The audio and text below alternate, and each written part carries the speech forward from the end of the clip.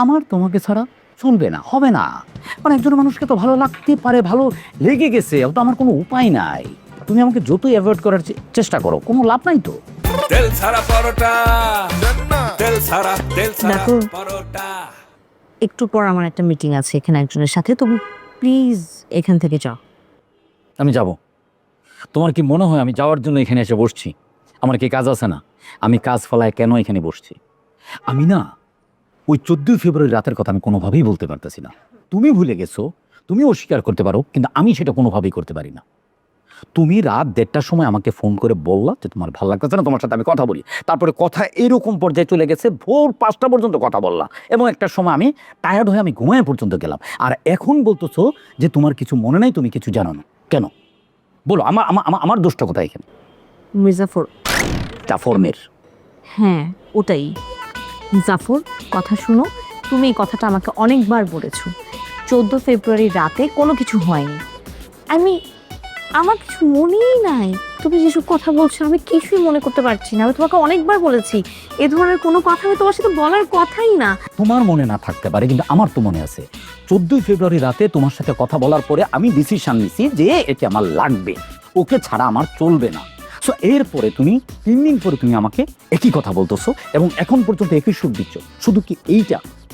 আমি এখানে আসার পর থেকে তুমি চাও না আমি এখানে অফিসে কাজ করি?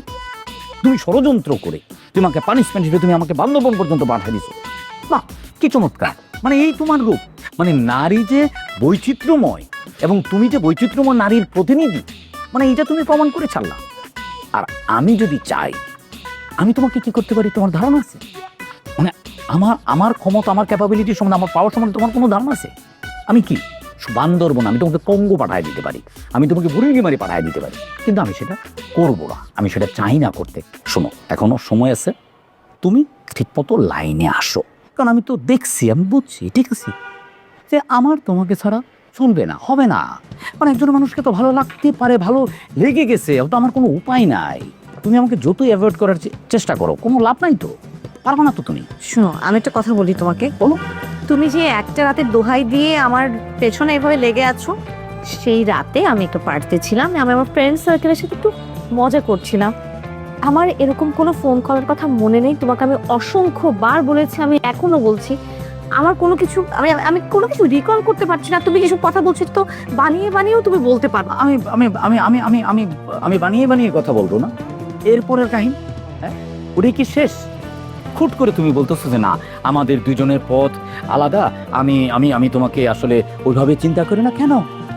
এর আগের কথাগুলো, এর আগের সিচুয়েশন, এগুলো। ওকে ওকে ওকে, তোমার সাথে আমি এখন এই বিষয়ে আর কোনো কথা বলতে চাই না। প্লিজ তুমি এখন এখান থেকে যাও। আমার এখানে না না না, আমি যাবো না তো, আমি যাব না। আমি এটার একটা সলিউশন চাই। আমি কি সারা জীবন কেমন পর্যন্ত এইভাবে আমি তোমার পিছিয়ে ঘুরতে থাকবো? আর এটা কি যুদ্ধ? হ্যাঁ, তো এটা কি যুদ্ধক্ষেত্র? ইসরায়েল ফিলিস্তিন যুদ্ধ যে চলতেই থাকবে? তোমার সাথে কি আমার সেই যুদ্ধের সম্পর্ক কেমন পর্যন্ত চলবে? নো, আমি এটা একটা সলিউশন চাই, এবং সলিউশন এই মুহূর্তে তোমাকে দিতে হবে। আমি এই মুহূর্তে তোমাকে কোনো সলিউশন দিতে পারবো না। তুমি এখন এখান থেকে যাও, তোমার সাথে আমি পরে কথা বলছি। ঠিক আছে, আমি গেলাম। আমি যাচ্ছি, তোমার প্রতি সেই রেসপেক্টটা রেখে, তোমার কথার প্রতি আমি রেসপেক্ট রেখে আমি গেলাম। তা আমার ব্যাপারটা তুমি মাথায় রেখো।